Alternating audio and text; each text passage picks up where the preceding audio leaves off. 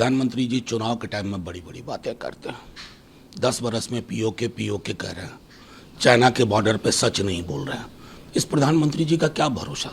ये तो जा रहे हैं। क्या किया आपने? पंजाब के किसानों को लाठियां बरसाई हैं, गोलियां चलवाई हैं, उसका हिसाब दीजिए। क्या गुनाह था उनका? विरोध ही तो कर रहे थे, लेकिन विरोध आपको पसंद नहीं आता। एको हम द्वितीयो नास्ति, ये मिजाज है आपका प्रधानमंत्री जी। चुनाव के समय आप क्या सब बोलने लगते हैं? टोटी खोल लेगा, बिजली काट देगा, भैंस ले जाएगा। ये प्रधानमंत्री जी की जुबान। दुनिया में किसी को सुना है? किसी देश में चुनाव में वहां का बड़ा नेता ये बोल रहा टोटी खोल लेगा, बिजली काट देगा, भैंस ले जाएगा? प्रधानमंत्री जी आपकी बातें हल्की हो रही हैं।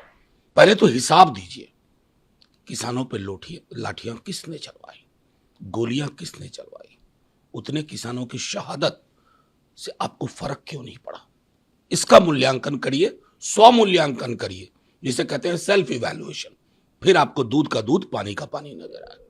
राहुल गांधी ने कहा कि प्रधानमंत्री खुद को अब परमात्मा मानने लगे हैं, तो उन्होंने कहा हे भगवान आपने कैसा इंसान भेजा, ये सिर्फ 22 लोगों के लिए जीता। नहीं, देखिए, उन्होंने जो उसको उससे इतर में एक बात आपको कहता हूं। अगर आप ये बात कहते हैं कि परमात्मा ने आपको भेजा है, तो आपको डॉक्टर के पास ले जाया था। साइकोलॉजी में, मनोविज्ञान में एक चीज होती है, डिल्यूजन ऑफ ग्रैंडियोर। ये डिल्यूजन ऑफ ग्रैंडियोर फिनोमेना है। प्रधानमंत्री जी के अंदर ये घर क्यों कर गया है, ये चिंता का विषय होना चाहिए। अरविंद केजरीवाल ने कहा है कि अब मेरे माता पिता से दूर रहिए, मेरी लड़ाई आपसे है। लगातार अरविंद केजरीवाल नहीं, माता पिता से ये हर जगह ये हो रहा है। अरविंद जी के साथ हो रहा है। हेमंत जी जेल में क्यों है? कल्पना जी जो घर में बंधी हुई थी, उनको बाहर आना पड़ा क्योंकि आदिवासी अस्मिता का सवाल है। तो आपने तो एक ऐसी गोटी बिछाई थी कि विपक्ष का कोई व्यक्ति कैंपेन ना कर सके। ये कौन सा मुल्क बना रहे हैं? वो कोरिया वाला मॉडल है क्या? किम जोंग वाला या पुतिन वाला मॉडल? ये मॉडल हिंदुस्तान का मॉडल नहीं हो सकता। उसी संदर्भ में अरविंद जी कह रहे हैं। मल्लिकार्जुन खड़गे ने कहा है कि 10 सालों में एक संयुक्त और स्थिर सरकार बनेगी इंडिया अलायंस की। 10 सालों संयुक्त भी बनेगी, स्थिर भी बनेगी। बेहतर प्रधानमंत्री होगा जो लोगों की थाली, उनके सुख दुख, उनके रोजगार की बात करेगा, जो आसमानी मुद्दों की बात नहीं करेगा। हकीकत में क्या लोगों को चाहिए उसकी बात करेगा। और इस देश को आज की डेट में मलहम की जरूरत है, जख्म पे नमक छिड़कने की जरूरत नहीं है। ये नमक छिड़कने वाले लोग हैं, आग लगाने वाले लोग हैं। ये अग्निशामक की राजनीति नहीं करते हैं। विपक्ष अग्निशामक की राजनीति करता है। ये बड़ा फर्क है। हम नौकरी की बात करते हैं, वो टोटी ले जाएगा, बिजली काट देगा, भैंस खोल ले जाएगा। बताइए, कहीं तुलना है? हम क्या कह रहे हैं, वो क्या कह रहे हैं? ताज्जुब होता है।